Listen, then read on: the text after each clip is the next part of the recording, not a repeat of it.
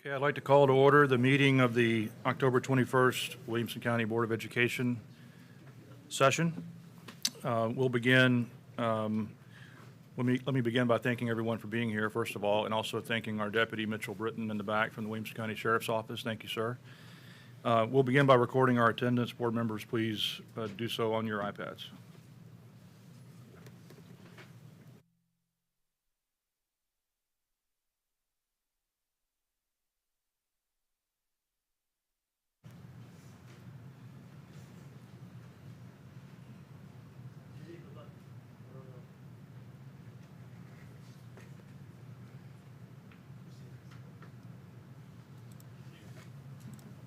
Turn mine on. There are 12 members present.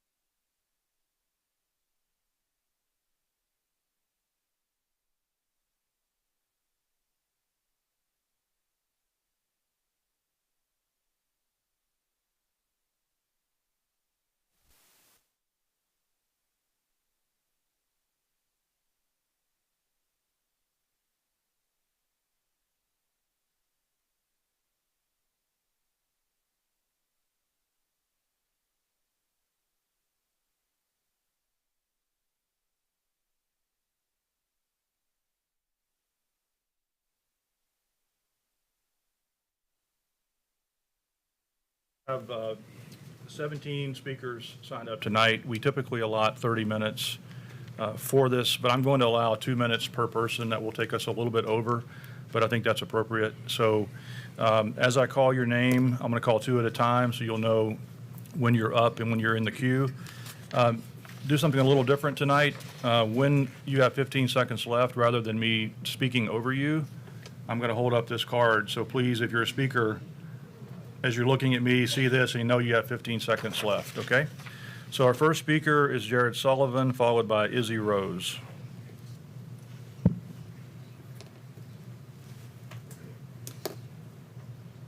Hi, my name is. Okay, my apologies. Just 1 second, Jared.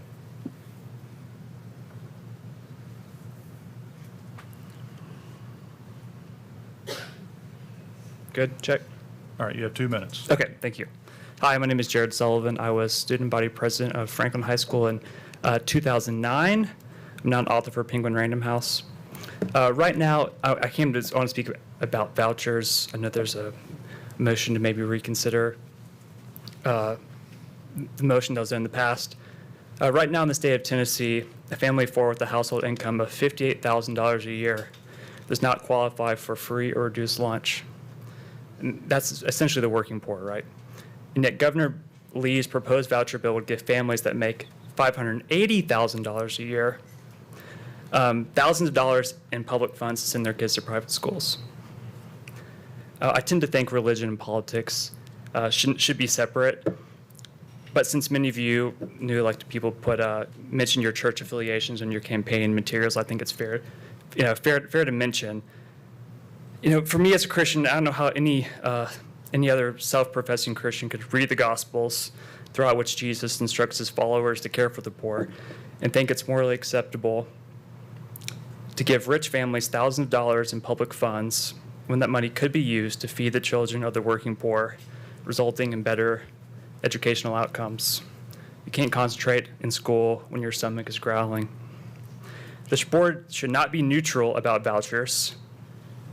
It should strongly oppose them. I think in my view, they're anti-Christian abomination intended to create private opulence and public squalor.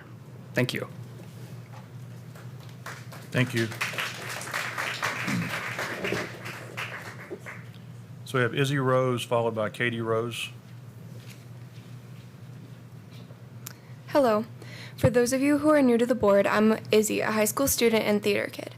This is my fourth time speaking about the same issue, and while I know Mr. Golden and the WCEA president have acknowledged this will be discussed and hopefully changed, I still want it to be on the radar until it is solved. I'm here to shine a spotlight on a rather glaring disparity that has been lurking in the shadows: the pay for our amazing arts teachers versus our sports coaches. Can we talk about how our talented arts teachers are being treated? Here's the deal. Our sports coaches' stipends are tied to a percentage of their salary, while our dedicated arts teachers are stuck with fixed stipends that barely scrape the surface of what they deserve. It's like comparing apples to touchdowns. With a stipend policy as written, it insinuates that WCS values a three-pointer more than a three-act play. We both require skill, passion, and endless amount of time and energy. Let's not forget those of us who thrive in the arts contribute to the very fabric of WCS. Whether a breathtaking musical or beautiful orchestra performance that brings a community together, our arts teachers are molding the creative minds of tomorrow, yet they're getting shortchanged in the terms of compensation. So I ask you, why is it that we're willing to pay our coaches based on a percentage of a salary, and we hand our arts teachers a fixed stipend that barely covers their coffee habits, let alone the countless hours they put into their craft? Isn't it time we stop treating arts education like a side gig and recognize it's a vital part of our curriculum that it is? Let's make sure we're valuing all of our educators equally, not just the ones who can throw a ball or run a lap. We need to level the playing field and show our arts teachers that they matter just as much as our athletic ones. After all, creativity and athleticism both require dedication, passion, and talent. So let's bring some balance to our budget and pay our arts teachers what they truly deserve. Thank you. Thank you. Katie Rosen, followed by Lisa Salmon. Good evening. After listening to the board work session from this past Thursday night, I felt compelled to address a matter that weighs heavily on my heart: the potential rescinding of the resolution against school vouchers that was voted on by the previous board in March. This is more than a policy decision. This is a gut punch to Williamson County students as well as numerous staff members who dedicate their lives to nurturing and educating our students. During the work session, a board member mentioned the importance of maintaining good relationships with legislators. And while I wholeheartedly agree that collaboration is vital, I urge you to consider the implications of prioritizing political alliances over the well-being of our educators and students. What message will you send to the Williamson County school community if you choose to rescind the prior resolution sent to state lawmakers, thus supporting the possible sacrifice of our public dollars for the sake of fleeting political favor? As teachers, we witness firsthand the struggles our students face. We see the impact of underfunding and the disparities it creates. Rescinding this resolution sends a signal that you are willing to compromise on these principles, and that hurts morale in a profession that is already stretched thin. Moreover, the idea of fostering a good relationship with legislators should not come at the expense of our WCS staff's dedication and commitment. Our morale matters. When educators feel undervalued and unsupported, it directly affects our students' learning experiences. Let us not forget that public education is one of the backbones of our society. All WCS staff are the ones who inspire, motivate, and guide our students every day. If we begin to dismantle the safeguards that protect our public schools and rescind a resolution put in place to help protect public school funding, then we risk undermining the very system that has the potential to empower every student. However, together we can foster a climate of education, trust, support, and pride in our schools. However, as a newly inducted board, if this business becomes one of your first priorities, then you will be setting the tone that as a board you are not placing the interests of WCS students above all others in this decision. Your goal should be to strengthen all Williamson County schools, not undermine them. Thank you. Thank you. Lisa Salmon, followed by Tony Caudill. Yes. My name is Lisa Salmon, and I'm the parent of 4 current WCS students and 2 graduates. My topic of comment is related to WCS board policies regarding the promotion of businesses at school events by school-sponsored organizations. I would like to share portions of an email I sent to school staff last week.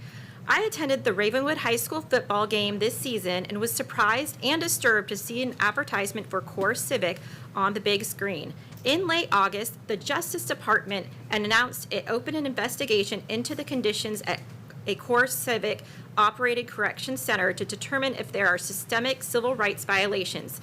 Students in our schools have civil rights. What message does the promotion of this business send to the community about the schools and the district's commitment to these civil rights? CoreCivic provides no goods or services for those at school events.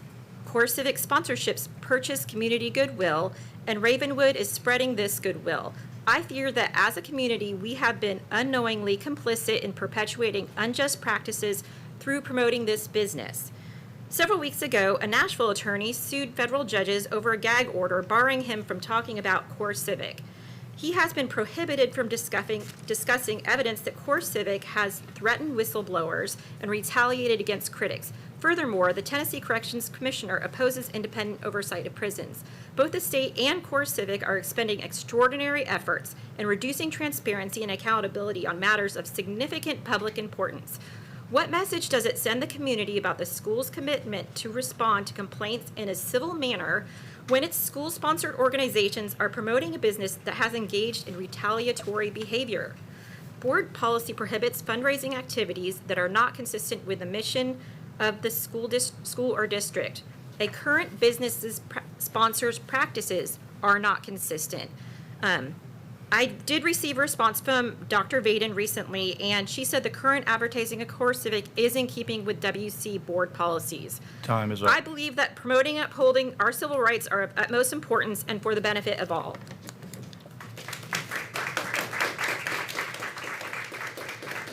Thank you. Tony Caudle, followed by Brittany Ruiz. All right, good evening. My name is Tony Caudill. My daughter attends CHS. I requested an opportunity to speak this evening after seeing you will vote on rescinding the resolution passed by the board during this year's legislative session. I am completely puzzled why you want to waste time focusing on something that will have exactly zero impact on anything. I'm further puzzled by what exactly has you so concerned about the resolution. Is it that it stated the board's opposition to Governor Lee's EFSA as understood at the time and as was being considered in the legislative session, which effectively makes rescinding it meaningless given that the session has ended? Or that it expressed the board's opposition to any legislation that would create ESAs or voucher programs in Williamson County, both of which only pose risks to funding for our schools? Or that it further urged the General Assembly to, 1, consider the effects that ESAs or vouchers will have on local school districts, and 2, to seek out additional ways to support and strengthen public schools, both of which seem hard to argue against if you are advocating for WCS. Bottom line, the only things that rescinding the resolution would potentially accomplish are making clear your intention to allow partisan political organizations to drive your agenda, and seriously calling into question whether you are committed to advocating for WCS students, teachers, and staff. Please vote against this proposal. Thank you.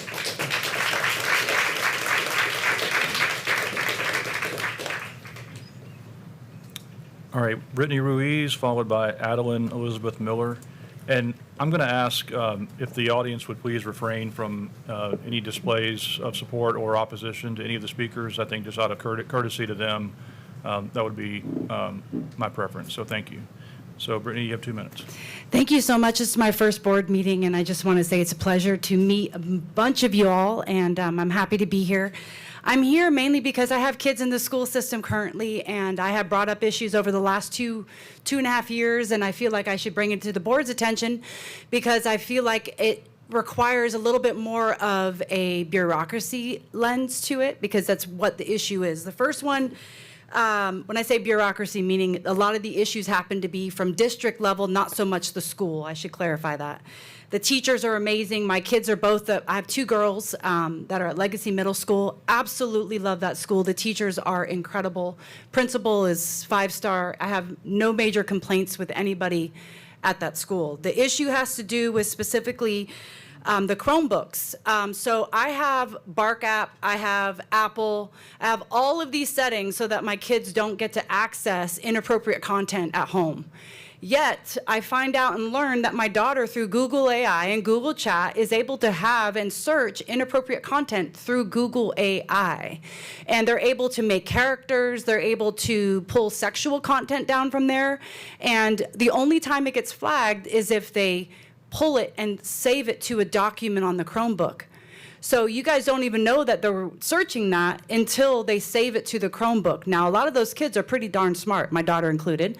And it wasn't until one mishap where she took the data from Google AI and saved it, and then I got a call from the principal like, ugh. I mean, my daughter apparently had been doing it for months, and I had no idea. So I'm just concerned about the content both from Google and YouTube that they're able to access. Oh my gosh, I already have 15 seconds? Okay, and then the other thing is that I would like to take up the issue regarding grading. Specifically, when I bring up, like my daughter almost had a failed grade on something, or she gets a 43% on a grade, I feel like I have to be like a helicopter mom to figure out what was the content that she was struggling at and how do I fix it. And now I'm at 0 time, I'm sorry. We need more than 2 minutes because this is my first board meeting, but thank you all for being here and thank you for listening. Thank you.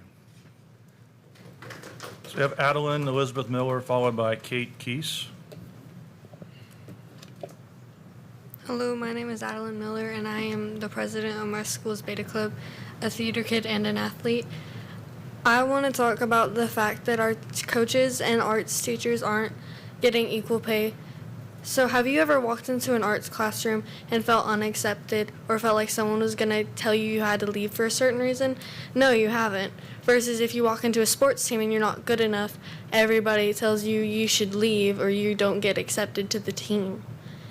Why should teachers who make you feel accepted, give you a place even if there's not one available, get paid less than people who judge you and make you feel like you shouldn't be there because you're not good enough?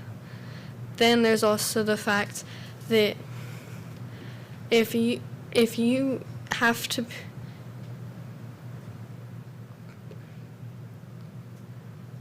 at different schools, the theater and arts programs are taken differently. At my school, for example, our theater teacher has to pay for her own, most times has to pay for her own supplies to get our plays up and running, and has threatened to quit because they have not given her the recognition and our theater and arts programs the recognition that we deserve for our plays, and versus the sports get everything they ever ask for, versus we ask for one little thing and they say you have to get it yourself. Thank you for hearing me speak. Goodbye. Thank you. Kate Keese, followed by Ashley Webster. Hi, everybody. My name is Kate Keese. I have one graduate and one still in high school at Brentwood High. I sent you all an email Friday night, and I just wanted to reiterate that I'm very concerned about the suggestion that we rescind the resolution on vouchers. I know that several of you got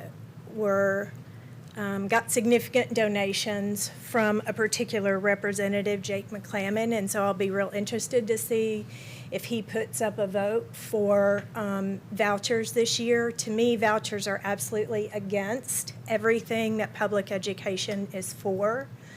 And it's very concerning to me that new members of this board would, as the first thing that they do, put up a suggestion that we do anything that undermines the integrity and all of the resources available to public schools.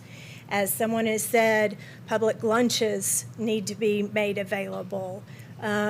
Consistently in other states where they've put in voucher programs, those have by and large gone to parents who are already have their kids in private schools. This is not a matter of choice. Everybody has a choice. You can send your kids to public school or you can send them to private school.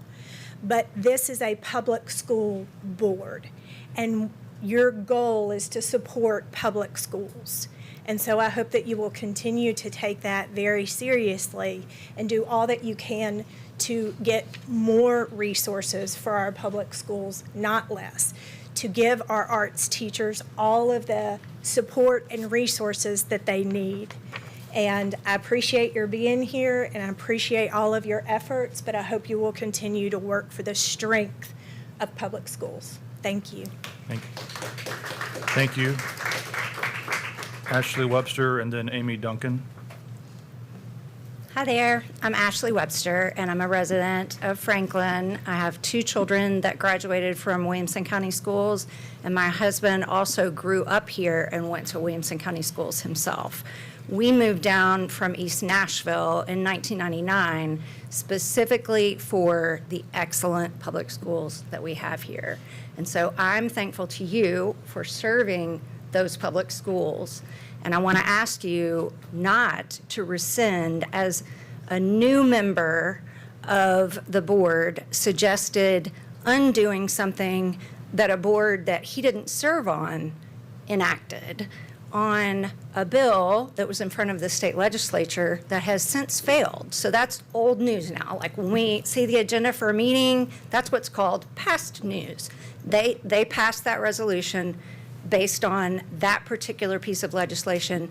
Both of them now are in the past, and so I encourage you all to focus on continuing to make our public schools excellent.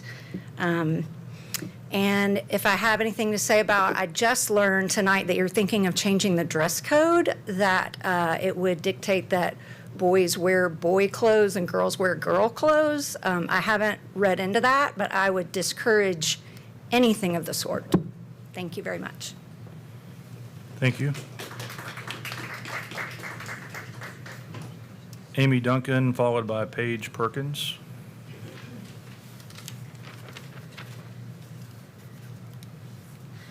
Good evening. My name is Amy Duncan, and I've had the pleasure of working with and advocating for the LGBTQIA students here in Williamson County for the past 4 years with an organization called Wilco Iris. I'm here tonight to talk about the importance of feeling safe in schools. Our students are some of the top performers academically, athletically, and creatively within our schools. They are stellar students, and they deserve to be protected by policy so that they can thrive and grow just like their peers. By removing the words gender identity and sexual orientation from your policies, what message are you sending to our students? How does this make them feel protected and valued? Although perhaps and hopefully unintended, the message this sends to our students is hurtful and isolating. Much research has been done on the effect of inclusive policy within our schools and the direct ways that it impacts our students. GLSEN put out a climate survey in 2021, and it says that protections based on sexual orientation and gender identity and expression within school policy provide school staff the guidance they need to appropriately intervene and respond. The importance of this issue is not only, about the kids in our school being safe, but also their mental health. And the Trevor Project is another organization that we really respect that put out a survey that said over 45% of LGBTQ youth seriously considered attempting suicide this past year. But notably, students who found that their school to be affirming reported significantly lower rates of attempted suicide. That's a big deal. So I know we can agree that our students' lives are important, and I hope that we can all work together to make them feel included and loved and valued. Thank you. Thank you. Paige Perkins, followed by Angela Frederick.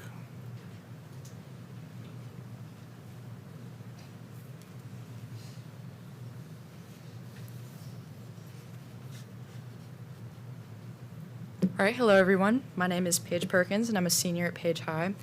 And regarding the new dress code, I'm a member of the queer community and I feel the proposed omission of sexual orientation and gender identity in the WCS dress code is unnecessary.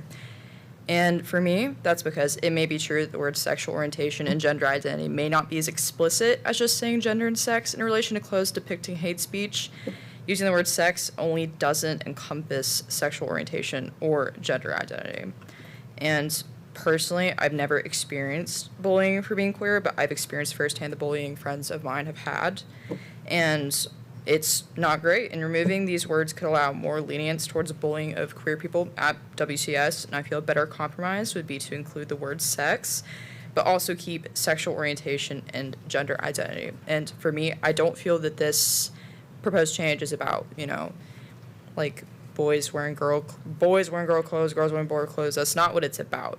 It's about clothes depicting hate speech towards the LGBT community or people who are of different or sexual orientation and gender identity. So it's important for me that all of these words are enumerated in the dress code. Thank you. Thank you. Just remind the audience to please refrain from the displays. Thank you so much. Angela Frederick, followed by Eve Boger. My name is Angela Frederick, and I'm the president of the Williamson County Education Association, also known as WCEA. I'm speaking tonight to make clear WCEA's position on the issue of school vouchers. WCS is the economic foundation of this community. Taking taxpayer dollars to fund private school tuition would divert much-needed resources from our public schools. As such, WCEA is opposed to Governor Lee's universal voucher proposal. Thank you. Thank you. Eve Boger, followed by Laura C.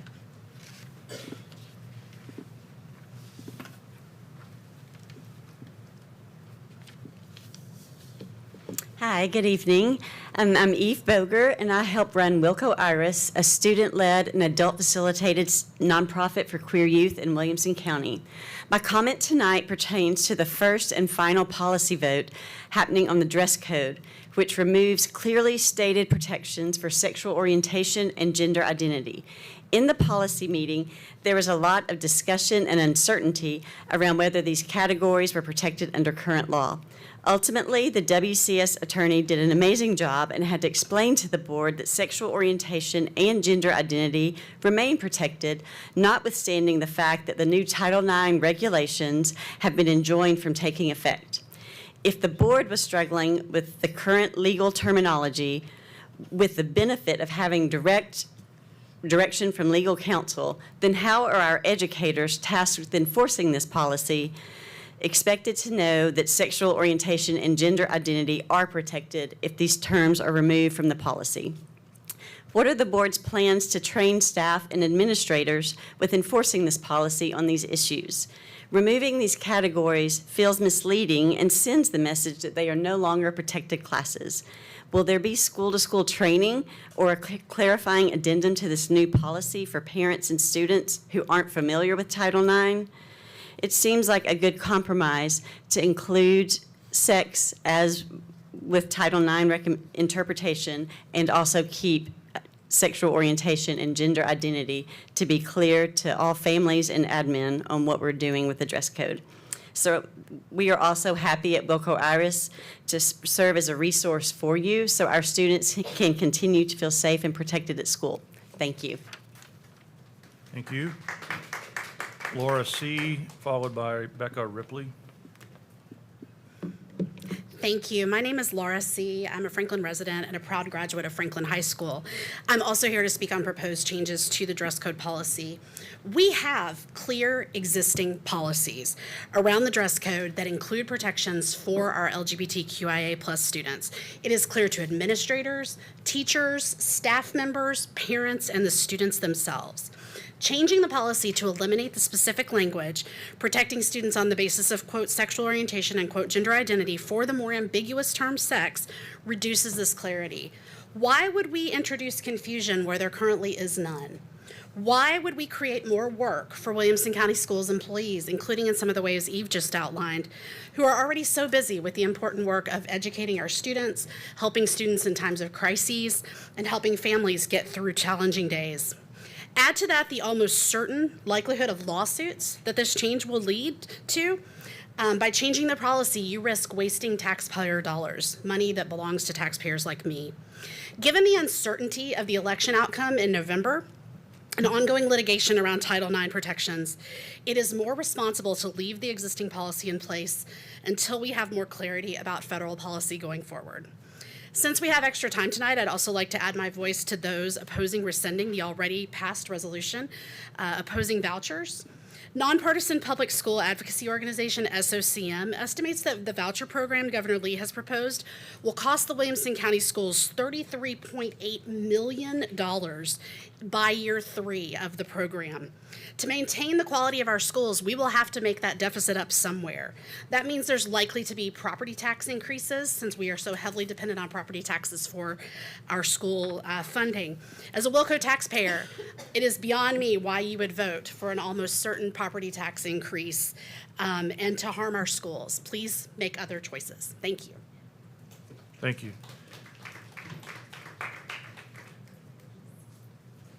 Becca Ripley, followed by Addie Ballard.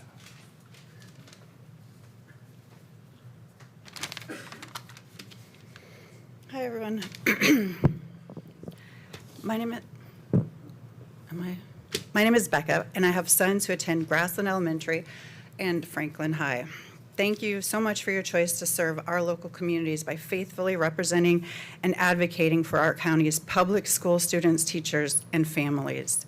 As is evident tonight, I am not alone in my worry that a rescission of last March's resolution regarding school vouchers, Freedom Scholarship Act, universal school choice, whatever we're calling it today, would undercut public schools, including negatively affecting teacher morale. Please don't lose sight of what you're doing. This communicates to our hardworking educators. Not only do vouchers actually hurt public schools rather than help them, March's resolution dealt with last session's version of the voucher bill. And tonight, we're looking at 2 more weeks till we have an election. Why is this time and effort being spent when we don't know what next session's bill will look like? And since I have a whole nother minute, I would just like to emphatically support everything that's been said about the dress code and making sure that we keep every student safe in every situation. And these are some dangerous sounding changes. So let's keep our students, especially the ones that may be on the marginalized side, let's keep them safe. Thank you. Thank you. Addie Ballard, followed by Basil Rookmore.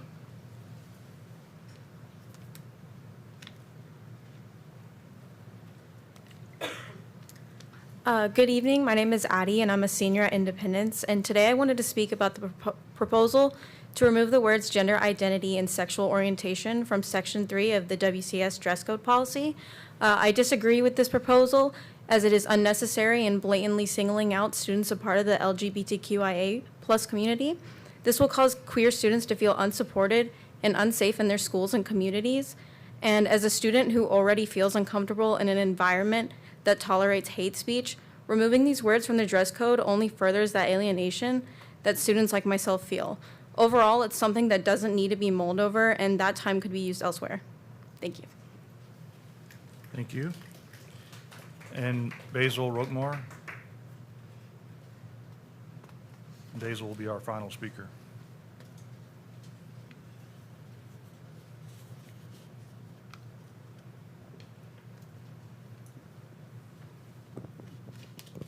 Good evening. My name is Basil, and I'm here to address the proposed change to the hate speech section of the dress code. I'm a senior in high school and a transgender man.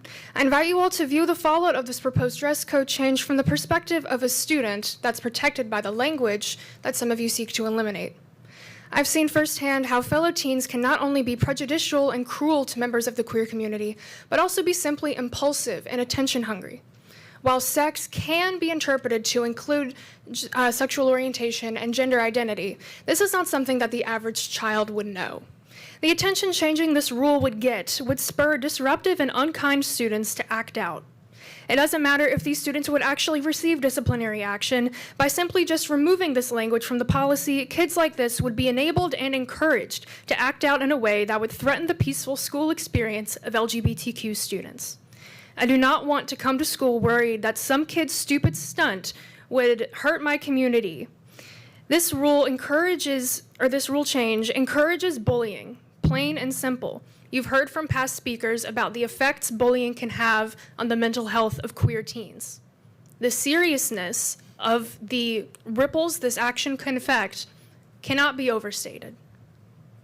Please oppose this language change and keep students like me safe. Thank you.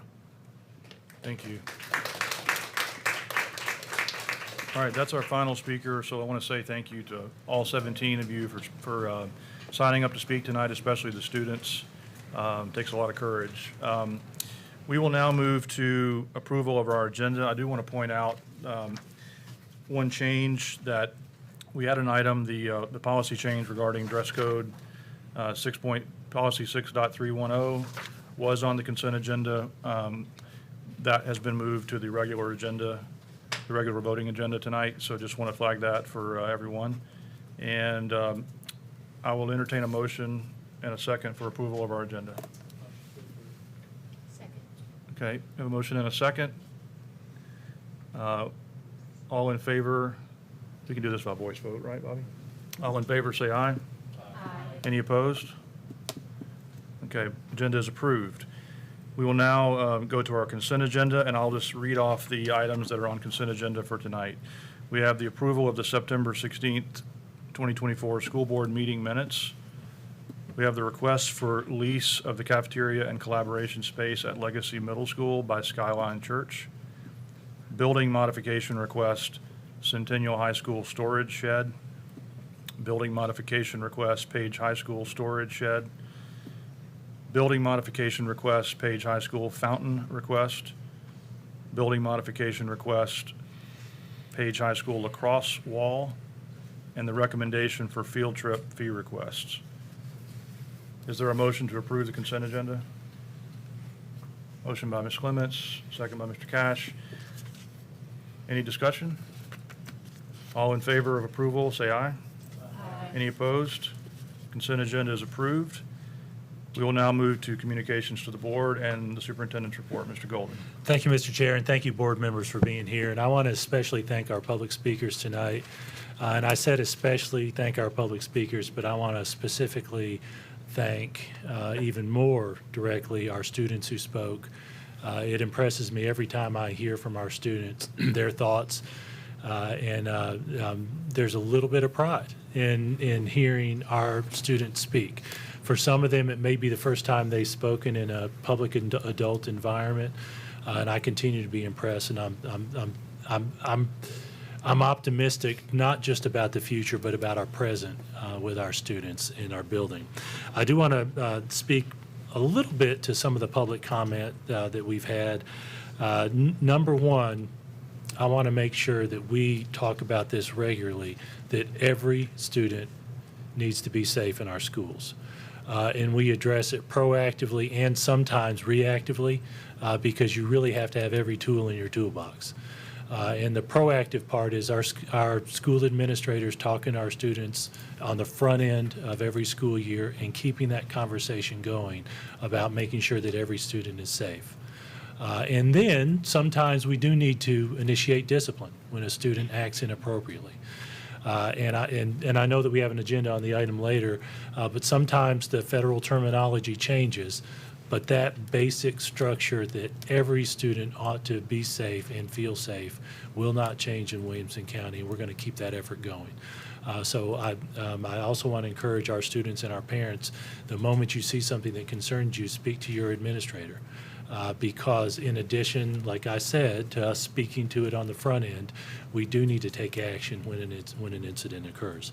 I also want to thank our students who continue to speak to funding for our arts staff. I will tell you a little bit about where we are. The WCEA and our human resources team have created a committee to review where we are. We've done a little bit of market analysis as one of the front end items related to planning for recommendations for pay next year. And what we have seen, generally speaking, in the arts is that from a supplement perspective, we pay a little bit better than our neighbors. And so if we are going to make a change, it's going to have to be about something internal rather than external market. But I want you to know that we are still working on that with our leadership team and with our teacher team as we make some plans related to that. Finally, Mr. Chair, I want to mention that we have upcoming community meetings on an effort that we've been putting into our bus system. Last year, we piloted what we call hub stops at Mill Creek Elementary, Mill Creek Middle, and Nolensville High School after having some conversations in 3 different parts of our county about the appropriate location for a pilot. What we found is that having fewer stops in neighborhoods where students can get safely to a bus stop was an incredible success in those areas. As a result, we are working on rolling out that process at some of our other schools. We have 3 upcoming meetings. Tomorrow night at 6 p.m. at Hunters Bend Elementary School, we're going to have a discussion with Hunters Bend, Grassland Middle, and Franklin High School parents at particular neighborhoods who we have projected out have the capacity to do this. Thursday, later this week, we're going to do the same thing at Perry Creek Elementary School for Hillsborough and Independence, along with, of course, Perry Creek. And then next Tuesday, 8 days from now, we're going to have a similar meeting at Creekside Elementary for that feeder pattern for Creekside, Page Middle, and Page High to work on a proposal for hub stops. The purpose of this meeting is to hear from parents, especially about issues that we might not notice in those neighborhoods. In the event that we do not notice particular things. I'll give you one quick example. When we did our work last year, we had some parents share some concern about a particular road that ran through the middle of a very large neighborhood and the traffic that shoots through sometimes when our buses aren't even there. We want to hear those kinds of things from our parents about what they might know about their particular neighborhoods. So with that, Mr. Chair, our next item is our student, staff, and school spotlights as a subpart of my superintendent's report. Carol Birdsong. Thank you, Superintendent Golden. Board members, we have lots to celebrate already. So we are going to start with, yes, you know about this, but our National Blue Ribbon School. We have not honored them at our school board meeting yet. So this is Chad Walker, principal on that side in the white shirt, and Daniel Foshi, the assistant principal. Congratulations to Jordan Elementary School. They now top us out, I think it's 17 Blue Ribbon schools across our district. This is Ashley Sheesh. She is at Brentwood High School. Perfect ACT score. And y'all, we already have athletic state championships. So this is the Woodland Middle School cross-country team. These fellas won in the Class AA. Their coach is Andrew Swanson. And across town in girls AA, the Heritage Middle School team won the state championship in girls cross country. Jeannie Pollard, their coach. In volleyball, this is Brentwood Middle School's girls volleyball team, and they are your state champion. Deja Love, their coach. At the high school level, y'all, we are state champs in boys and in girls at Brentwood High School. They are your boys golf team state champions. Chris Saunders, their coach, and across town at Page High School, you got your girls golf state champions, Jamie Icop, their head coach. Now, these celebrations were announced earlier this fall, but we haven't had the opportunity to honor these staff members. This is Steve Brock, and he was named the TSSAA Coach of the Year for Boys Track from Brentwood High School. Also, Kristen Young from Brentwood High School, named TSSAA Coach of the Year for Boys Tennis. And Independence High School, Mark Wilkins was named Coach of the Year for Boys Basketball. And you all may or may not have been able to meet Stephen Womack yet, but Stephen Womack was named Distinguished School Administrator by the Tennessee Association of School Librarians. Congratulations to all of our students and staff members.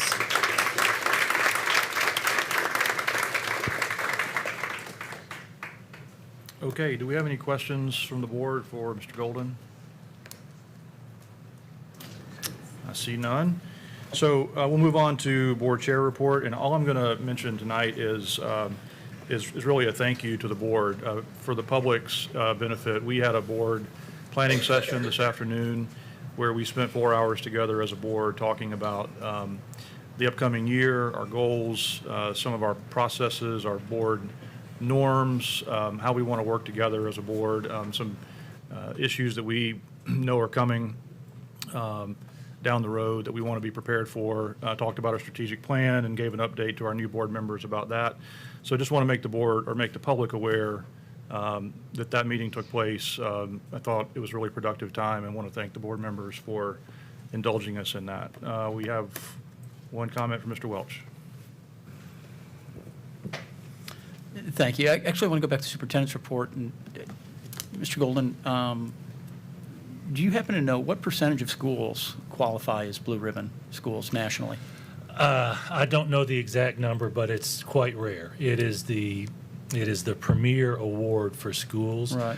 This year, there were 6 in the state of Tennessee.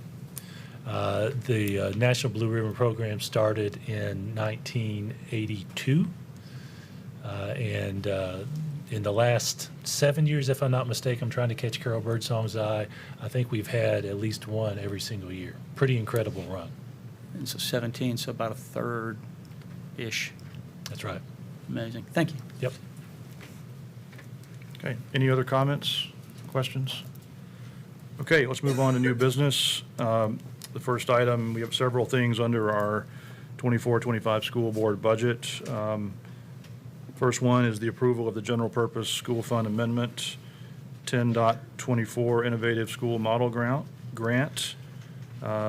Jason, do you want this, or you want to go to Rachel first? I'll speak to it, and Okay. if there are any questions, we can turn it over to Rachel. Thank you, Mr. Chair. This is the funding we received from the state for the Innovative Schools Model Grant that we're asking you to move from last year's budget to this year.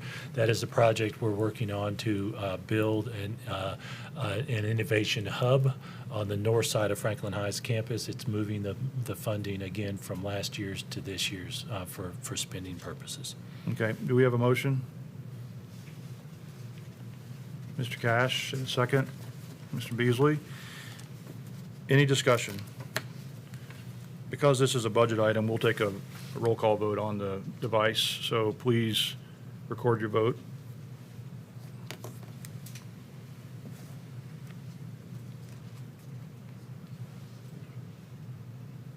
Mr. Bostic, yours still may not be working. Can you give us a verbal vote? Yes. Okay, thank you.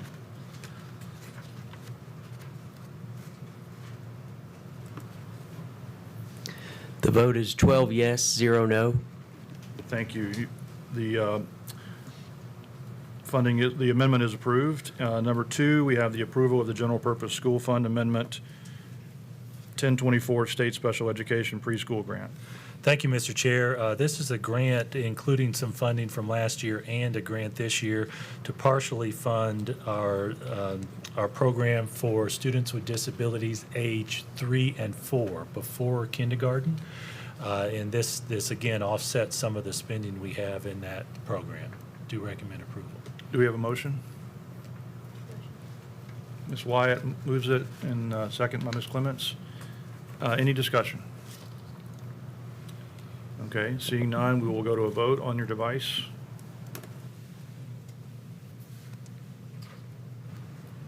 Mr. Bostic?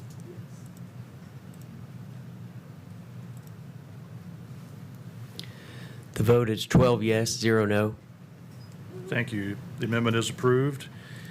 Next, we have the approval of the Education Capital Projects Fund intra-category transfer for Hillsborough K-8 renovation. Thank you, Mr. Chair. This is a proposal that's in conjunction with our 5-year capital plan to prepare for some renovation at Hillsborough School, which is pre-K, well, it's actually a K-8 at the moment. This proposal includes architectural and engineering work to prepare for the substantive work, and the proposal includes funding this out of contingency money prior to us making a request for the full project cost from County Commission. Okay, do I have a motion? Ms. Hibma, second by Ms. Reeves. Any discussion? Mr. Galbraith? Thank you, Mr. Chair. Mr. Golden, remind us all, what's the approximate cost going to be I'm assuming it was in the 5-year capital plan? It is in the 5-year capital plan. I'm trying to catch Brian's eye off the top of my head. We've got it in our documents. Brian, I believe it's somewhere around 3.5 million, something like that. Let's look it up, because I think I have a number, but I don't want to say it publicly if it's wrong, so. Well, you make me feel better for not knowing off the top of my head. Well, as we're sitting here, none of it. It's funny because I had pulled that up during the work session and I just can't remember. I may be a little low. but presumably the cost that would be in the capital plan would have included the architectural fees, so it's potential that we've got a little bit of cushion based on what we have in there. That's exactly right. Mr. King? Oh, I'm sorry, he was nodding to your second question. 8 million. 8 million, so Yes, I sir. apologize for even tossing a guess out. Yes, sir. We project 8 million, but again, the architectural work and engineering work will project that. That's what we had in our 5-year capital plan as a placeholder. Gotcha. And help me, I guess, I thought it was in here, but what is the project itself? It just says that the work is part of the 5-year capital plan? It's renovations, some major renovations to Hillsborough School. Brian? Yes, sir. Thanks for the question, Mr. Garvin.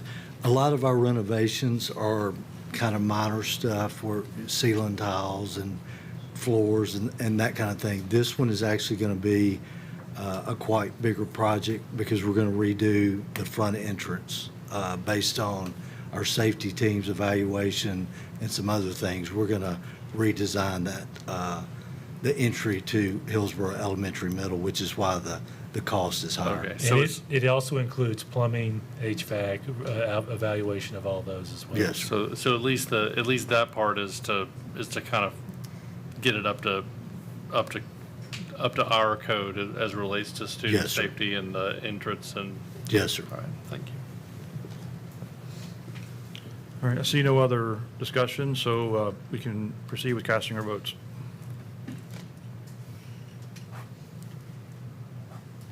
Mr. Bostic?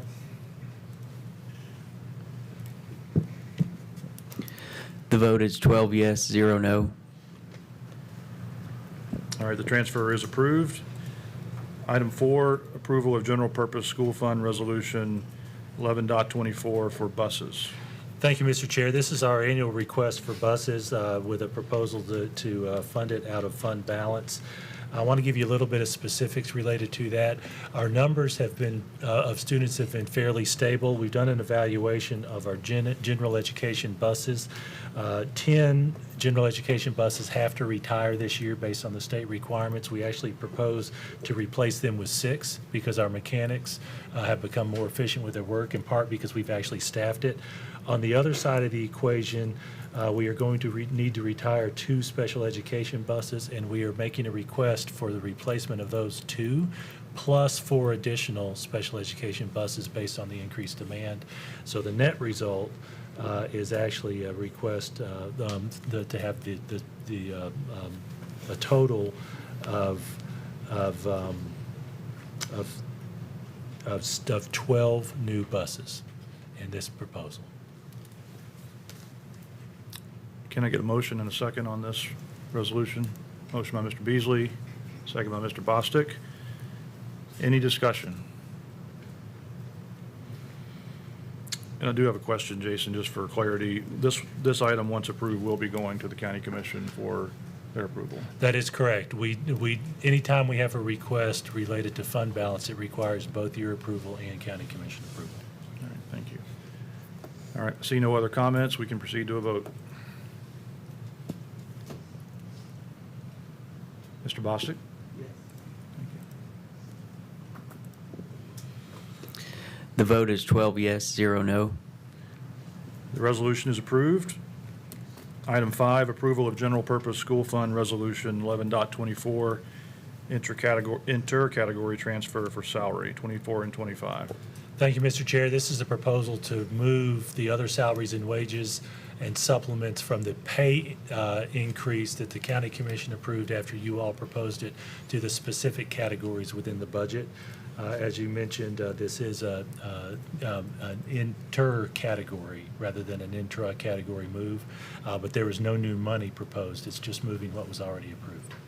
All right, can I get a motion? Motion by Ms. Clements, second by Mr. Bostic. Any discussion? Seeing none, let's proceed to a vote.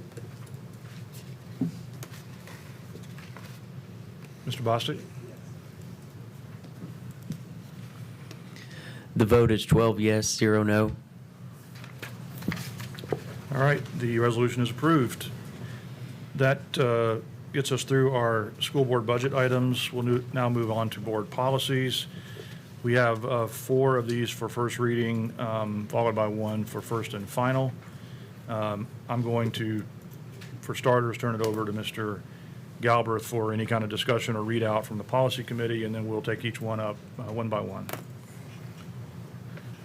Thank you, Mr. Chair. The first policy up for first reading tonight is policy 4.301, interscholastic athletics.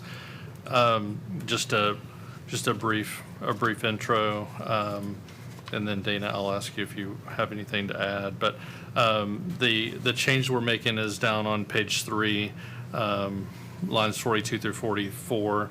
Essentially, that allows for those clubs who are using the name, school colors, and mascot of WCS to be included in communication and recognition by both the schools and the district. So how do you want to, I guess, do we need a motion? And We'll need a motion and a second to get it on the floor for discussion. Is there any more overview that's needed for that? Okay. I don't think so. So for policy 4.301, can I get a motion? Motion by Ms. Clements, second by Ms. Reeves. All right, any discussion on that policy, interscholastic athletics, as explained by Mr. Galbraith? Mr. Welch. I guess I'd like to hear, what is the, first off, I like it, great addition.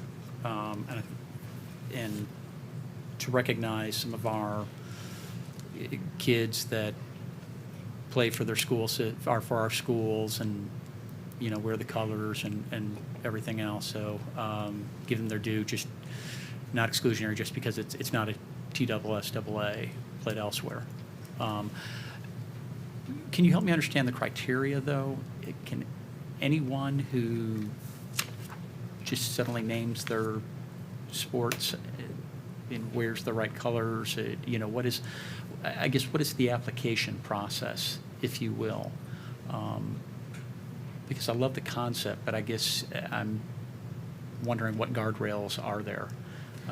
You know, if someone wants to start the Quidditch team tomorrow and we start doing that because 3 kids are involved or what have you, and they declare themselves state champs. Well, thank you for that. We have another policy that describes club-based sports, and so there's a reference there to club sports, and there is some criteria for that, which would be some nonprofits. And if I'm not mistaken, Ms. Osbrooks at the policy committee, that was included in the discussion, some of the criteria for club sports. So, are you good? Okay. Okay. Okay. That's right. Yep. And if you would like to go on. Oh, no. The core of it is that, generally speaking, club sports are nonprofit entities that put together teams based on their organization standards, not WCS standards, but theirs. Generally speaking, it's run by others who do not specifically use our name with permission because we haven't copyrighted our school names, but generally speaking, fit that definition that we've established within that policy. All right, I see no other comments. Just as a reminder, this is first reading, so this will go back to policy committee one more time and then be back before us in November for final vote. All right, let's proceed to a vote. Staff, I do recommend approval for first reading.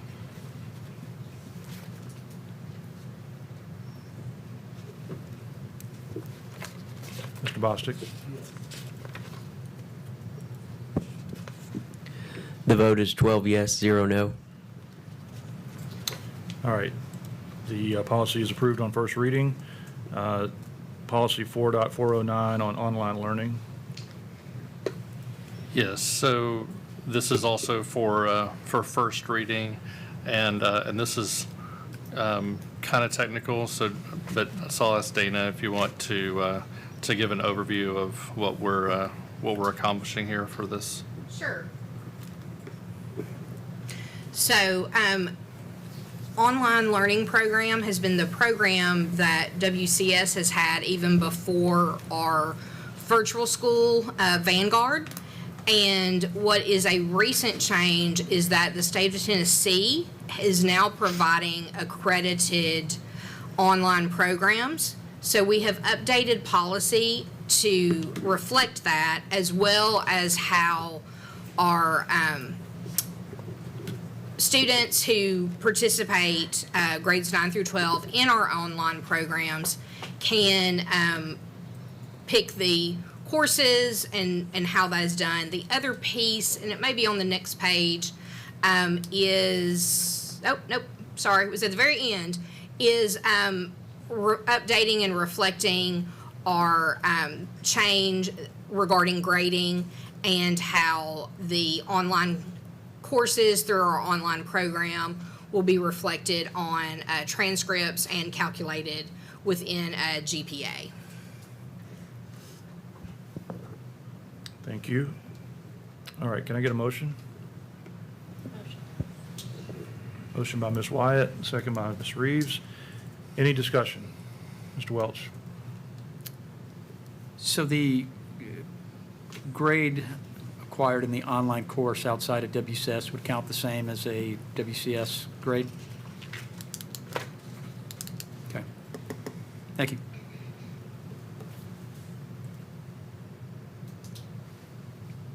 Was that a yes? Yes. Okay. Any other discussion? Mr. Golden, do you have a recommendation? Do recommend approval. Thank you. Let's proceed to a vote. Mr. Bostic? Yes.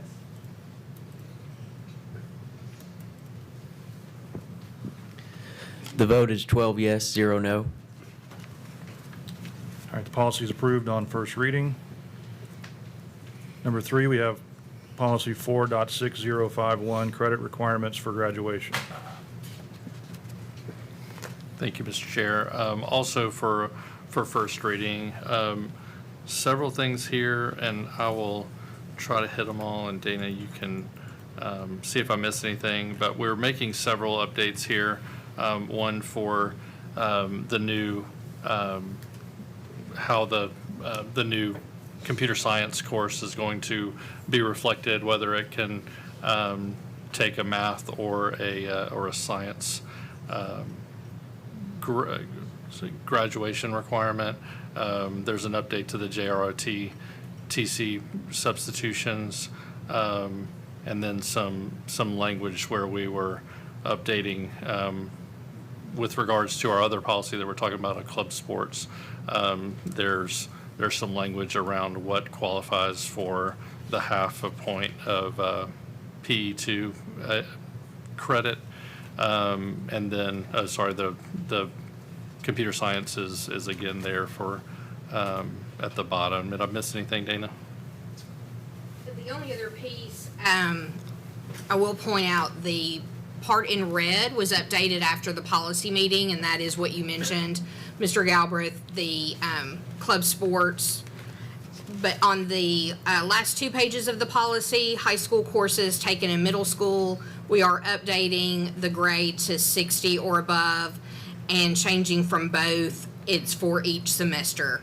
And that will be recorded on the high school transcript with the earned letter grade and the corresponding GPA.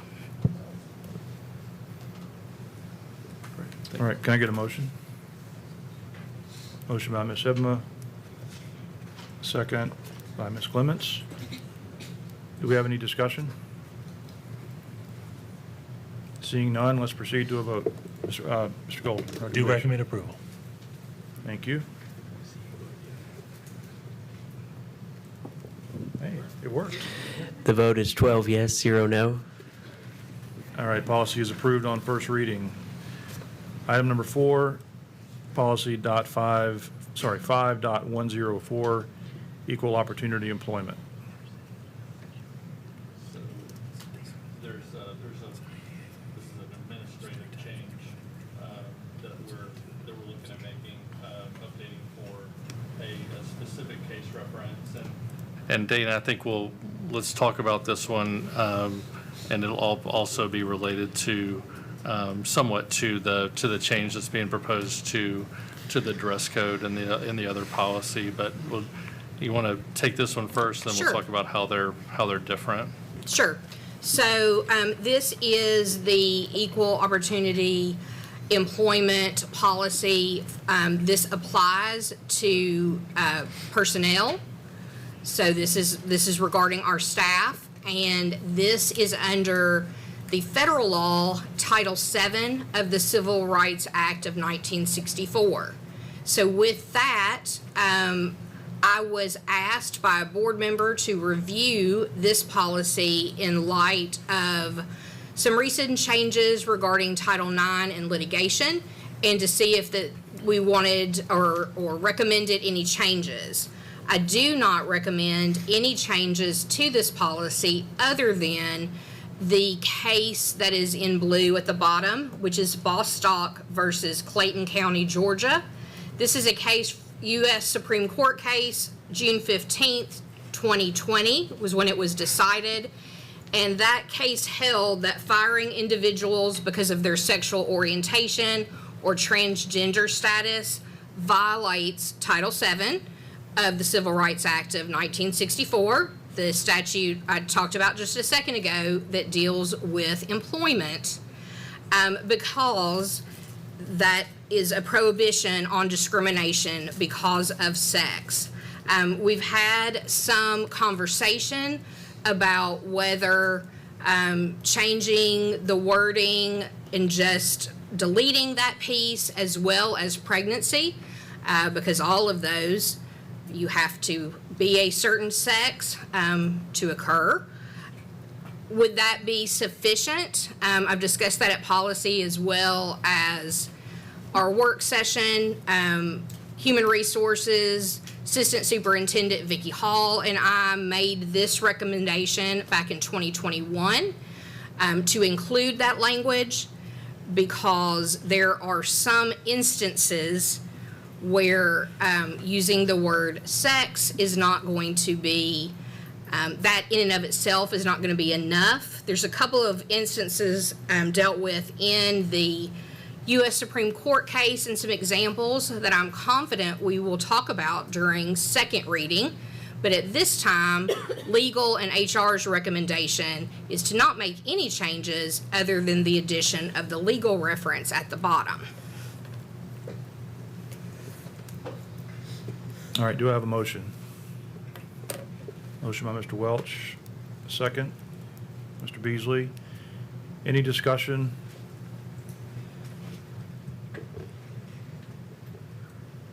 Mr. Golden? Recommend approval. All right, let's proceed to a vote. Again, this is on first reading.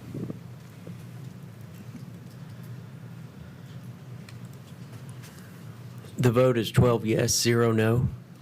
Policy is approved on first reading. We'll now move to item C, board policies first and final reading. This means we will vote on this tonight, and that will be the only reading and discussion of this particular policy change, and that's related to policy 6.310 on dress code. Thank you, Mr. Chair. Yes, as we discussed, this the change here is to update the language here to reflect the recent changes in interpretation from. I think we're updating a couple of legal references here in the TCA as well. And so, Dana, you want to take this and talk about the specific changes? Sure.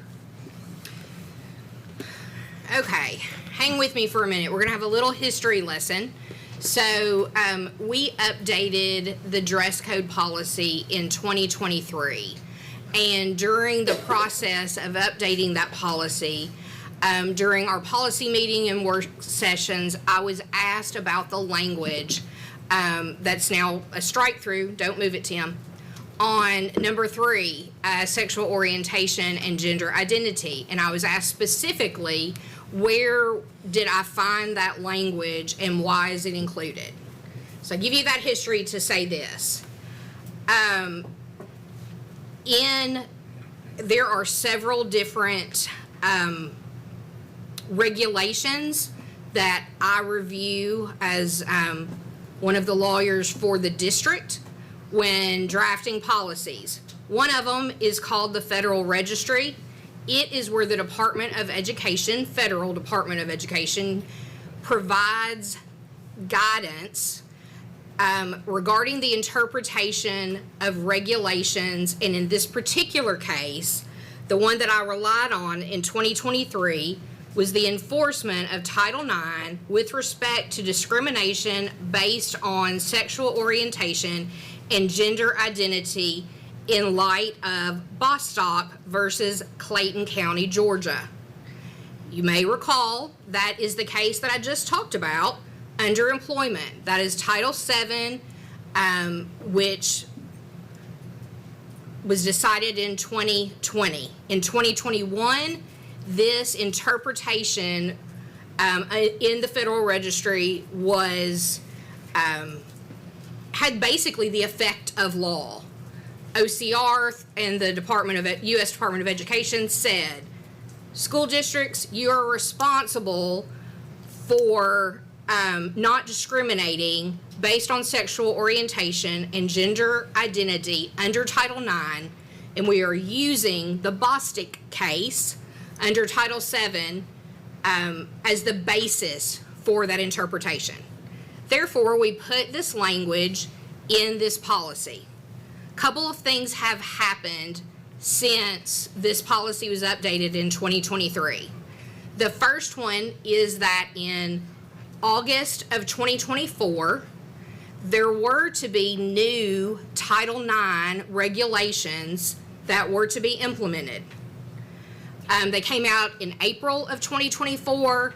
School districts were given a couple of months to begin that process. Williamson County Schools began the process of looking at how to implement, and before they could be implemented in August, the Attorney General for the state of Tennessee, along with some other states, filed an injunction. The district court, actually in Kentucky, as well as the Sixth Circuit, at this point have enjoined Tennessee from following the new 2024 Title IX regulations. Giving you all of this history because the Federal Register, the Department of Ed, the enforcement piece that I read to you a minute ago now has a giant red statement on it that federal courts have vacated this document, the document I relied upon in 2023, and enjoined the U.S. Department of Education, Office of Civil Rights, from implementing or enforcing this document against certain states. The state of Tennessee is one of those states.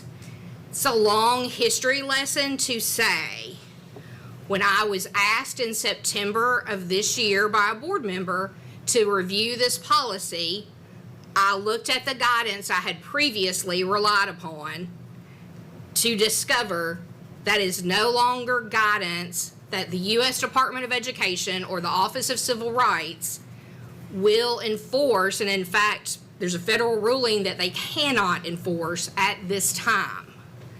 That is why you see a difference in this policy compared to the employment policy, because that law is still the supreme law of the land by the U.S. Supreme Court. I will say one more thing after my lengthy history lesson, sorry. At this time, the case before federal court involving the state of Tennessee is still pending.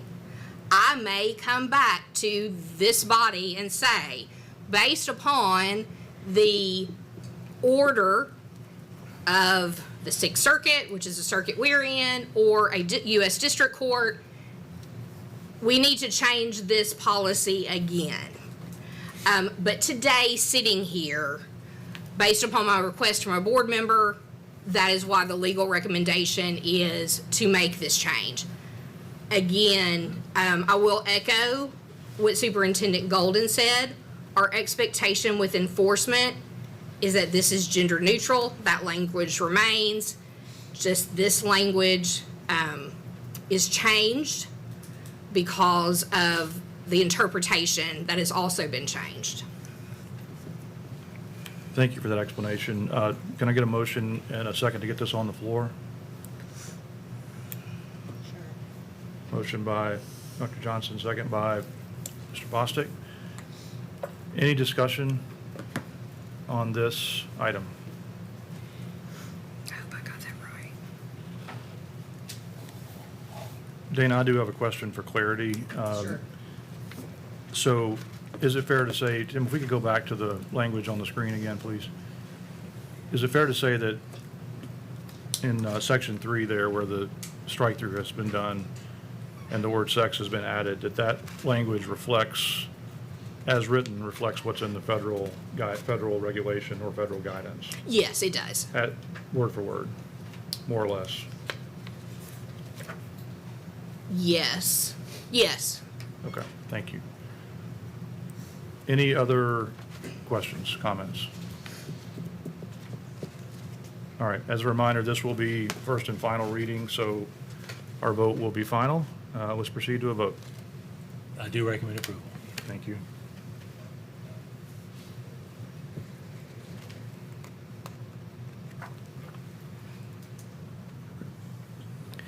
The vote is 11 yes, 1 no.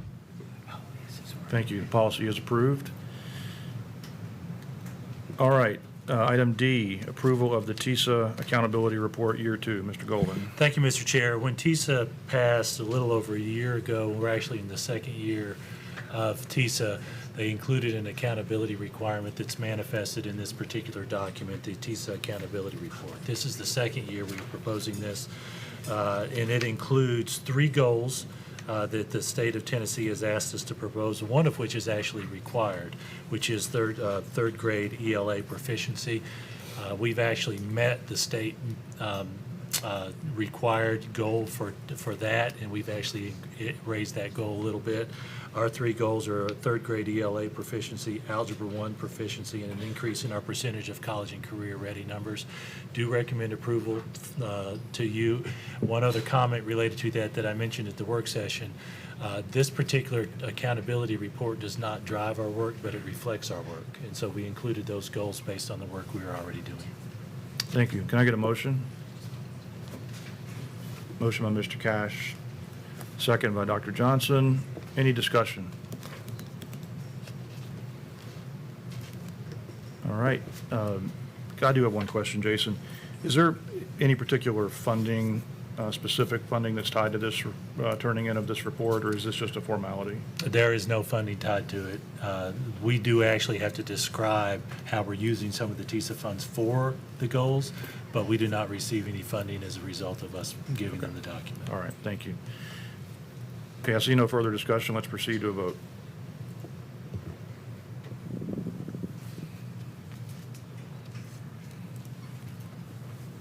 The vote is 12 yes, 0 no. All right, the report is approved. Next item, approval of 2 replacement science textbook committee members. Mr. Golden. Thank you, Mr. Chair. Last month, you all approved the science textbook committee, and it included a teacher from every school. We actually have 2 requests for corrections. One, we missed a particular teacher listed in the meeting last month, and second, one of our teachers actually requested to step down, and we are recommending a replacement. We are at the very earliest stages of this work, and based on that, we want to make sure that we have a teacher represented from every school. So I am going to recommend approval for this change. All right, can I get a motion? Motion by Mr. Beasley, second by Ms. Clements. Any discussion? All right, let's proceed to a vote.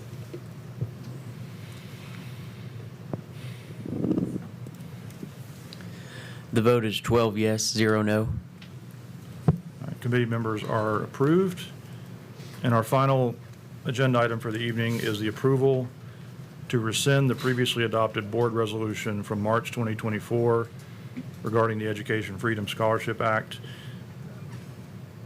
This item was recommended by a board member, brought forward by board member Dr. Driggers.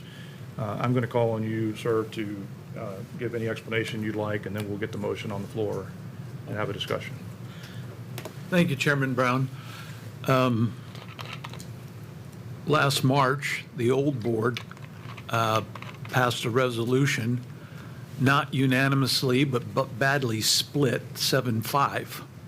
It opposed the governor's proposal for the Education Freedom Scholarship Act.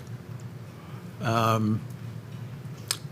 was at that meeting when it happened, and I thought about it for 6 months, and then I thought we should raise the issue.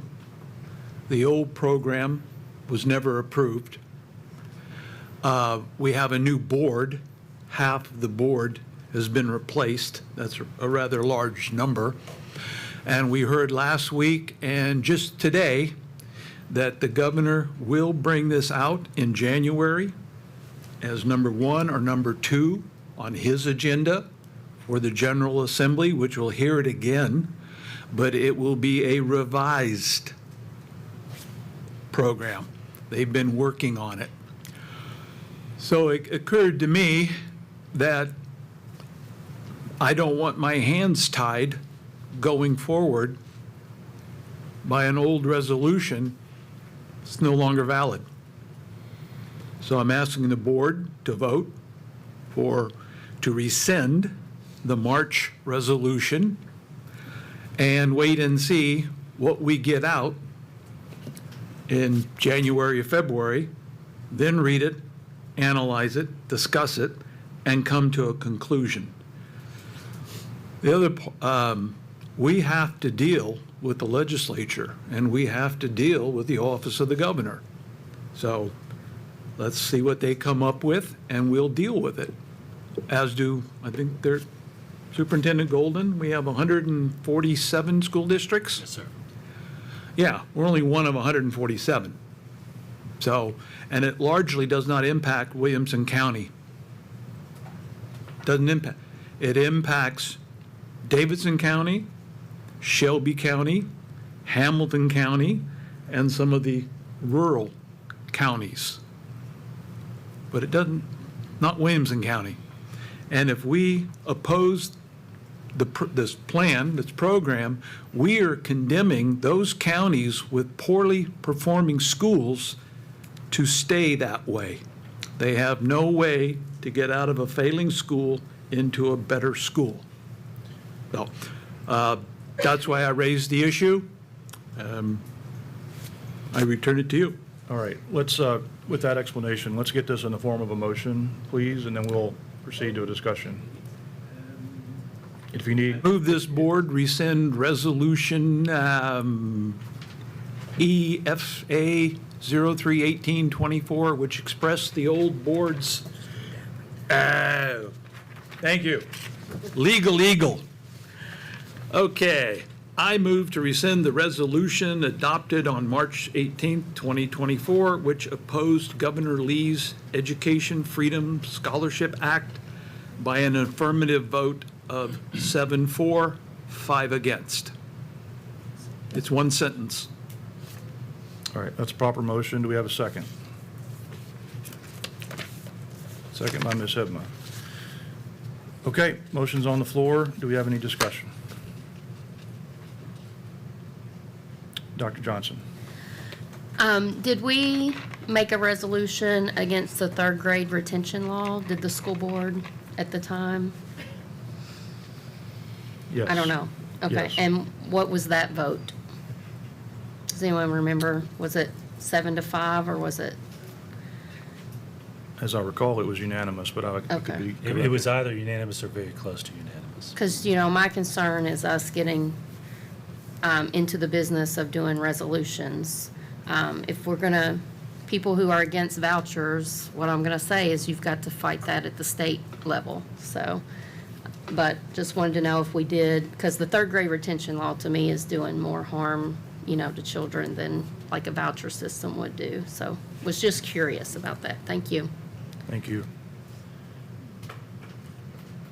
Any other comments? Ms. Wyatt? vote against rescinding the anti-voucher resolution because I'm in favor of our students, teachers, staff, schools, and local economy. There is no information that leads me to believe that a voucher program will help Williamson County Schools and our over 40,000 students and 7,000 staff.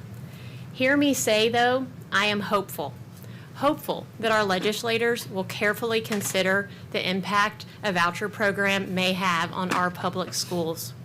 I am hopeful they will also consider ways to better fund and support our public schools. I am hopeful for our students and teachers. They deserve our very best efforts, and I do not see how rescinding this resolution supports them. Thank you. Thank you. Any other comments? Mr. Welch?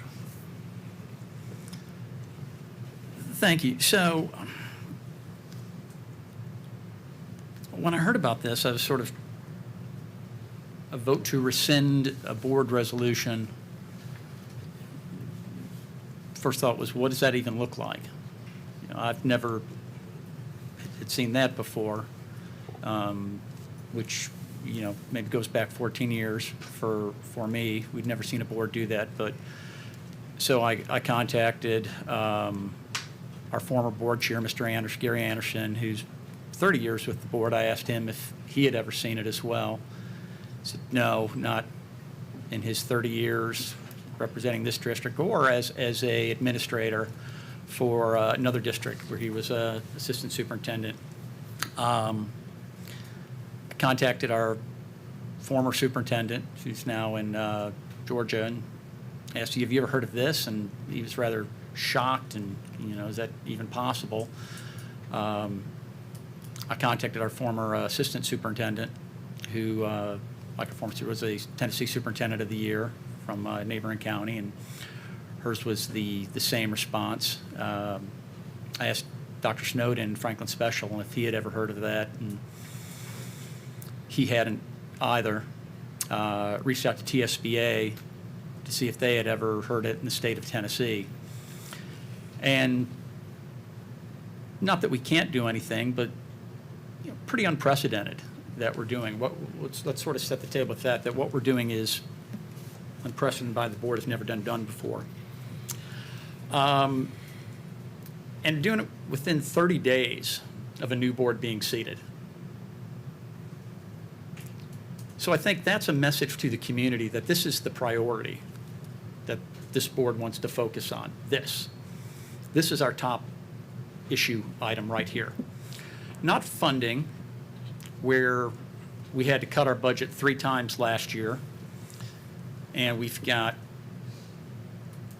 high school seniors that are using 5-year-old Chromebooks that have a designed 3-year lifespan.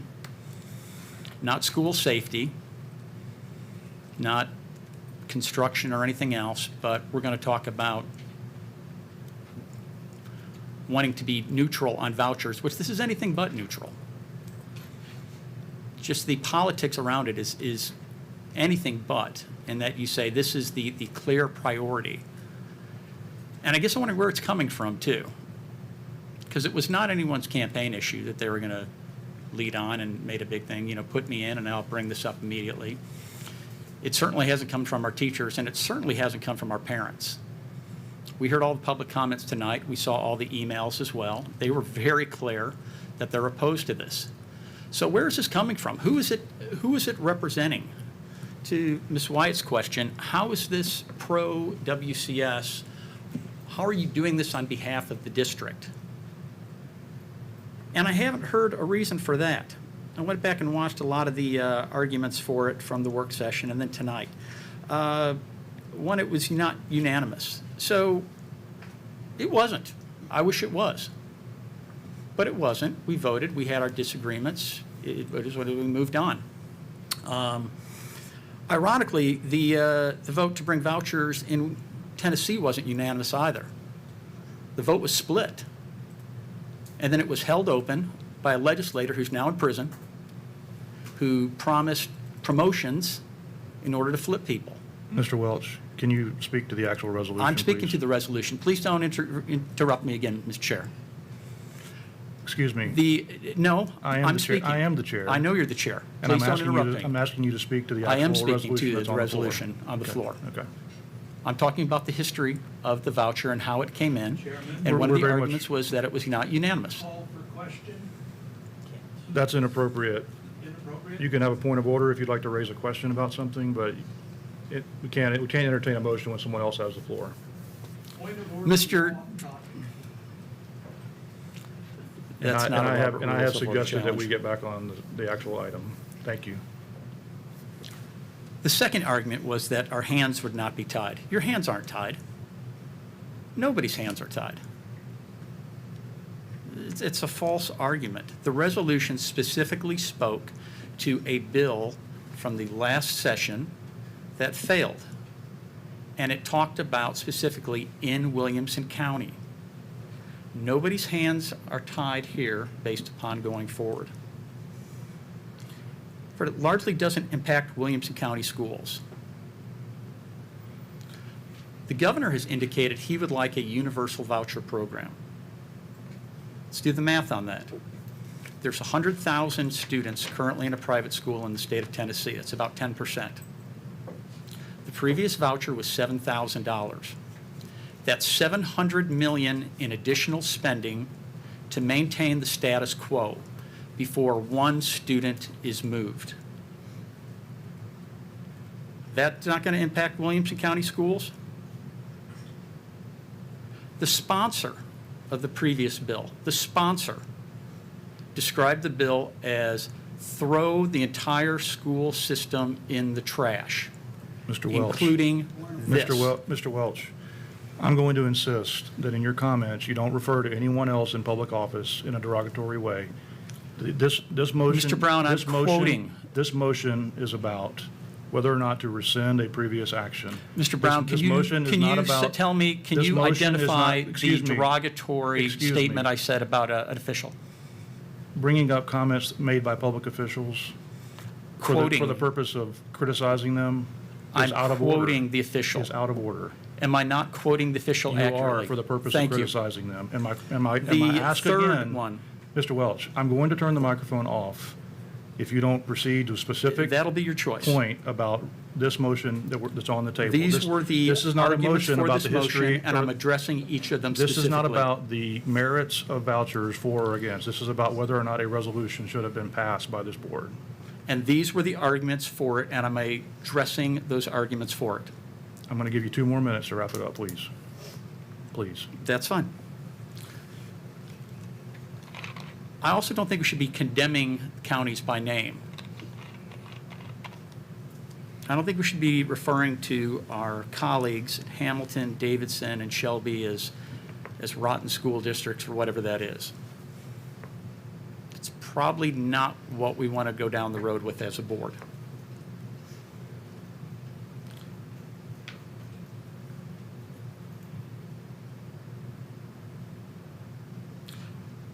We started this meeting off talking about our blue ribbon school, one of 17, and perfect ACT scores, and state champs, and coaches of the year.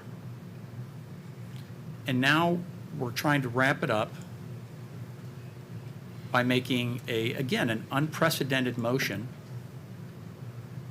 that, correct me if I'm wrong, but can anyone tell me what the focus and the benefit on this actual school system, this actual children is? I'm still waiting for that argument. So for those reasons, I'm a solid no on this, because I think it sends a clear message to our parents and our faculty, and it's not a good one. Thank you. Mr. Galbraith? Thank you, Mr. Chair. I was hoping to hear some more. I did listen to all the comments on Thursday night, so I appreciate those. I mean, I think the reason we're having this discussion, and if I had my way, I wouldn't be bringing this up to rescind. But the reason we're here is specifically because we took unprecedented action in March by throwing aside our historical manner in which we dealt with these non-binding resolutions that we sent to the legislator, and we I see, honestly, I see both of these actions as largely political. It was political in March when we threw that aside to go about this this original resolution to make a point, even though there was no consensus among the board, and it was a 7-5 vote, which is about as close as it gets. And so now it's not surprising to me at all that we have a large changeover on board, and the now board looks and says, hey, that decision doesn't reflect, and it's because we never I don't begrudge us having a vote, but we never should have sent that split decision, if you will, to the legislator to represent the board, and obviously it operates by a 7-5 majority. What I recommended this afternoon was that we, in dealing with board norms, is that we do put a number on this and actually put it in policy. It wasn't in policy.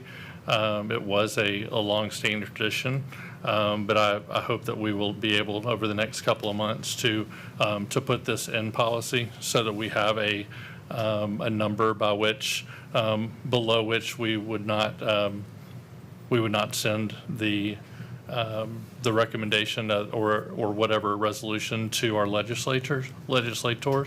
So if we can, I'd love to be able to hold ourselves accountable going forward. So if I had my way, we would put off this decision until we made that policy.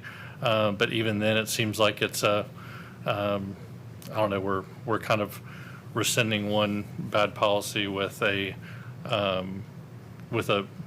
wrong action here. It seems like two wrongs don't make a right, and I don't know. So I don't know which one to decide on, quite honestly. So I don't have I don't know where I stand on this. Ms. Johnson. Since this resolution was made toward the previous legislation, is it even still in effect? Okay, so it is. Oh, okay. Ms. Reeves. Resolution be put up on the screen because I think it says, and any future school choice legislation. Yeah, I was trying to find Do we have that, Tim? I don't think I have it, unless it's in the packet. Jason has it. I can actually read it to you. We had a hard copy, at the work session, so I apologize for us not having an electronic copy on the agenda packet. I'll read the last two paragraphs, the actual resolved, be it resolved. The Williamson County Board of Education opposes Governor Lee's Education Freedom Scholarship Act as currently proposed, or any legislation to create educational savings accounts or voucher programs in Williamson County, Tennessee. Be it further resolved that the Williamson County Board of Education urges the Tennessee General Assembly to consider the effects that education savings accounts or voucher programs will have on local school districts, and to seek out additional ways to support and strengthen public schools. Does that answer? Dr. Durkis, before I come to you, I'm going to just make one point, one observation. Mr. Welch in his comments made a point about doing this, considering this resolution or this proposal instead of a litany of other things. And I wanted to take exception to that. This board always takes up multiple things, the proverbial we can walk and chew gum at the same time.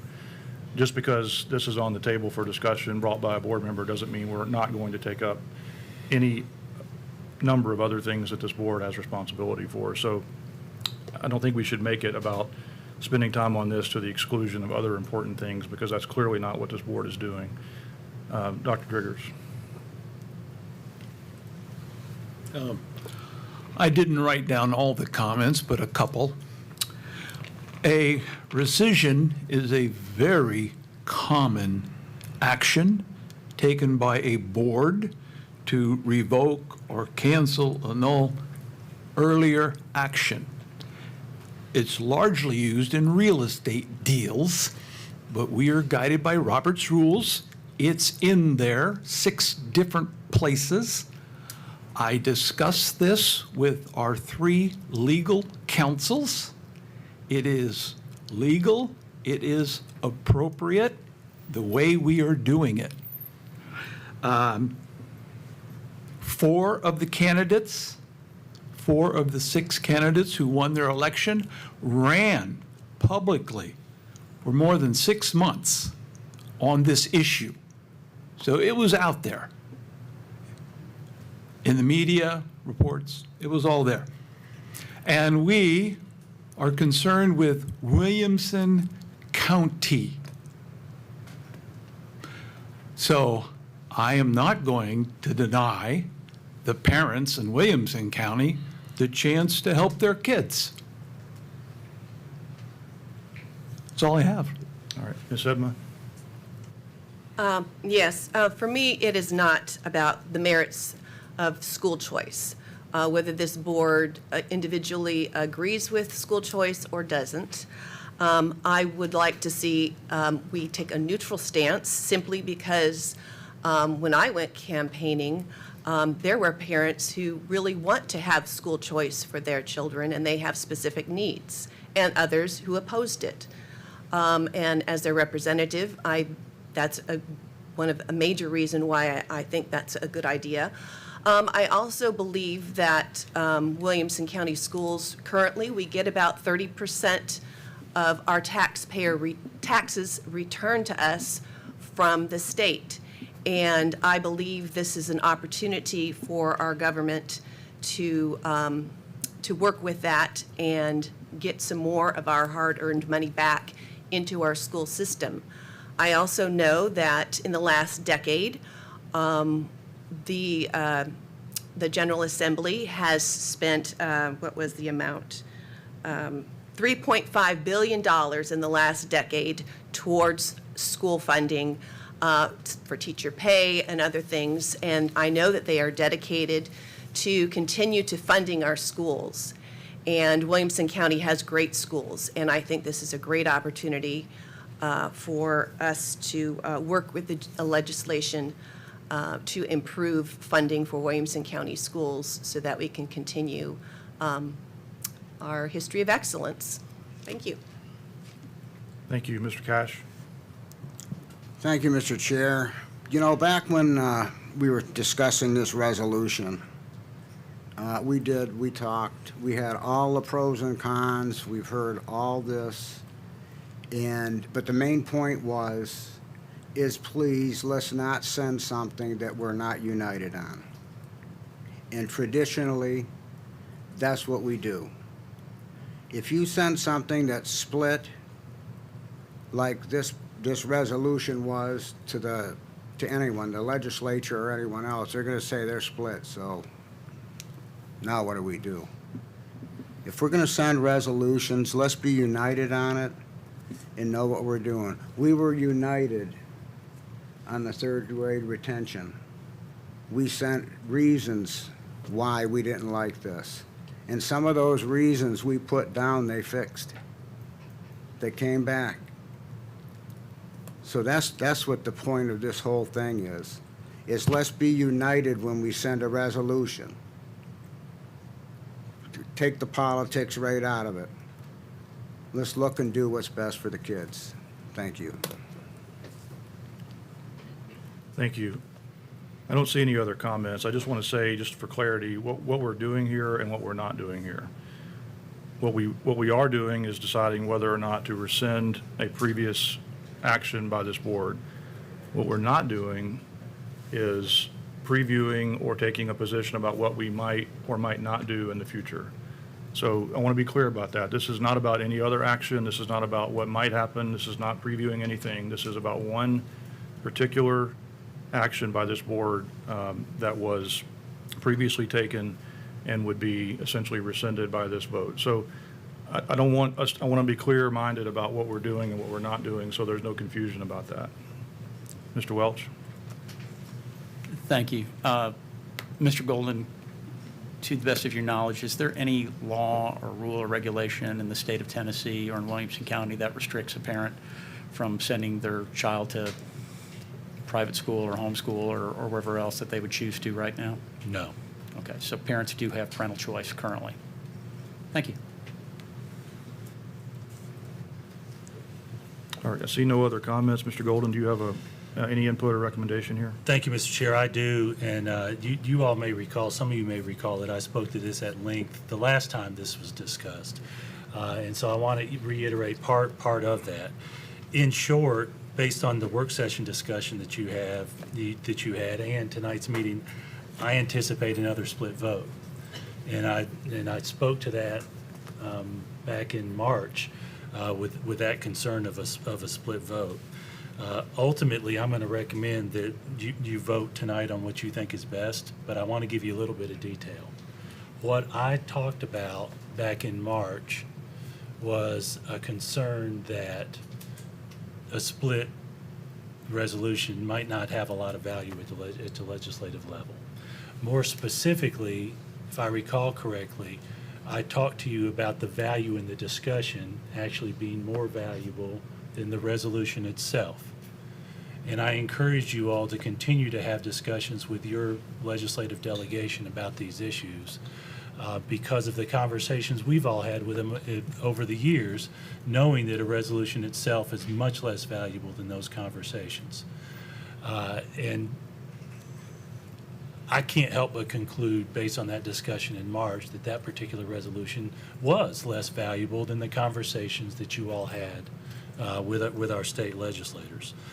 I also mentioned to you, and it's ironic that Dr. Johnson mentioned this, that we should make sure that in that discussion back in March, we did not lose sight of some of those things that were very important to us, including specifically those third grade laws that were still being discussed at the legislative session. By the way, Ms. Glenn double-checked on that, on the resolution on that vote, and it was 9-0 in favor with 3 absent for when the board discussed that resolution. With all that said, I want to encourage you to continue to discuss this and to continue to have those conversations with our legislators. The concern that I had of a split vote is going to be realized again tonight with another split vote. The conversations, the relationships we build with our legislators when new legislation comes and the specifics can be addressed, it's going to be a whole lot more valuable than the discussion we have tonight. So with that, I'm going to leave it to you, given the discussion, to vote on what you think is best because of that struggle I've had, similar to what Mr. Galbraith discussed. Thank you. So we'll proceed to a vote, but just to be clear, a yes vote is to rescind the previously adopted resolution. A no vote is for the resolution to remain intact. Let's proceed to a vote.